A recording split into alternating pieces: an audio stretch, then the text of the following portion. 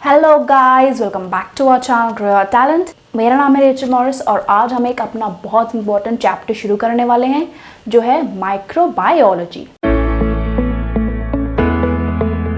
Microbiology होती क्या है? माइक्रो का मतलब क्या है? इसमें जो फर्स्ट वर्ड है माइक्रो, उसका मतलब क्या होता है? उसका मतलब है स्मॉल।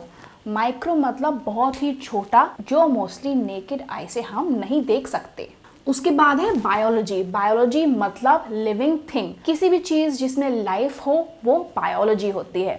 तो ऐसी कोई लाइफ फॉर्म जो बहुत ही स्मॉल है, बहुत ही टाइनी है, जिसको हम अपनी नेकेड आई से नहीं देख सकते, उसको हम कहते हैं माइक्रो ऑर्गेनिज्म और उसकी स्टडी होती है माइक्रोबायोलॉजी। अब माइक्रोबायोलॉजी के अंदर जो लाइफ है वो या तो यूनिसेलुलर भी हो सकती है या फिर मल्टी सेलुलर भी हो सकती है। माइक्रोबायोलॉजी में देखें तो टू पार्ट्स में माइक्रोबायोलॉजी डिवाइडेड है। फर्स्ट है हमारा प्योर एंड सेकंड है हमारा अप्लाइड। अगर हम प्योर फॉर्म की बात करें तो कुछ कैटेगरीज में माइक्रोबायोलॉजी डिवाइडेड होती है और अप्लाइड में कुछ कैटेगरीज में ये माइक्रोबायोलॉजी डिवाइडेड है। तो प्योर फॉर्म में पहले आता है bacteriology. Bacteriology is the study of a micro organism known as bacteria. Bacteriology किसकी स्टडी है? ये बैक्टीरिया की स्टडी है। ये माइक्रोबायोलॉजी के अंदर ही आता है। माइकोलॉजी। माइकोलॉजी किसकी स्टडी है? फंजाई की स्टडी है। नेक्स्ट है हमारा फाइकोलॉजी। फाइकोलॉजी किसकी स्टडी है? एल्गी की स्टडी है। फिर है इम्यूनोलॉजी। इम्यूनोलॉजी स्टडी है इम्यून सिस्टम की, किस तरीके से एक लिविंग ऑर्गेनिज्म का इम्यून सिस्टम वर्क करता है, उसकी स्टडी को हम कहते हैं इम्यूनोलॉजी। फिर आता है virology. Virology is the study of viruses. फिर है हमारा माइक्रोबियल फिजियोलॉजी। माइक्रोबियल फिजियोलॉजी का मतलब है जो भी सेल है उस सेल का फंक्शन क्या है, पूरा मेटाबॉलिज्म, फंक्शंस, ये सारा फिजियोलॉजी के अंदर आता है। फिर है हमारा माइक्रोबियल साइटोलॉजी। माइक्रोबियल साइटोलॉजी के अंदर हम ये सीखेंगे कि सेल के अंदर और क्या क्या स्ट्रक्चर्स होते हैं और पूरी माइक्रोस्कोपिक स्टडी इसके अंदर आती है। और लास्ट है हमारा माइक्रोबियल जेनेटिक्स। जेनेटिक्स के अंदर हम जीन्स की स्टडी करते हैं एक पर्टिकुलर माइक्रो ऑर्गेनिज्म की, और रिलेशंस भी स्टडी कर सकते हैं डिफरेंट ऑर्गेनिजम्स की। ये हो गई प्योर माइक्रोबायोलॉजी। अब आती है अप्लाइड माइक्रोबायोलॉजी। अप्लाइड माइक्रोबायोलॉजी में हम क्या क्या पढ़ेंगे? पहला है हमारा वेटरनरी माइक्रोबायोलॉजी। इसमें हम क्या सीखेंगे? मेडिसिन और प्रोबायोटिक्स के बारे में सीखेंगे एनिमल्स से। सेकेंड है हमारा फार्मास्यूटिकल्स। फार्मास्यूटिकल्स में क्या होता है? जो भी माइक्रो ऑर्गेनिज्म रिस्पॉन्सिबल है किसके लिए? एंजाइम्स के प्रोडक्शन के लिए, या वाइटामिन्स के प्रोडक्शन के लिए, या फार्मास्यूटिकल प्रोडक्ट्स के लिए रिस्पॉन्सिबल हैं, हम उन माइक्रो ऑर्गेनिजम्स के बारे में इसमें सीखेंगे। फिर है हमारा माइक्रोबियल बायोटेक।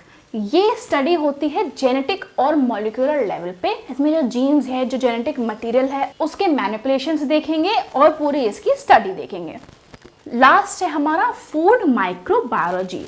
अब ऐसे कौन कौन से माइक्रो ऑर्गेनिजम्स हैं जिनसे फूड का स्पॉइलेज होता है, या फिर ऐसे कौन से माइक्रो ऑर्गेनिजम्स हैं जो हेल्प करते हैं फूड प्रोडक्शन में, ऐसे माइक्रो ऑर्गेनिजम्स इसके अंदर आते हैं। अब देख लेते हैं हिस्ट्री ऑफ माइक्रोबायोलॉजी। माइक्रोबायोलॉजी की हिस्ट्री कहाँ से शुरू हुई थी?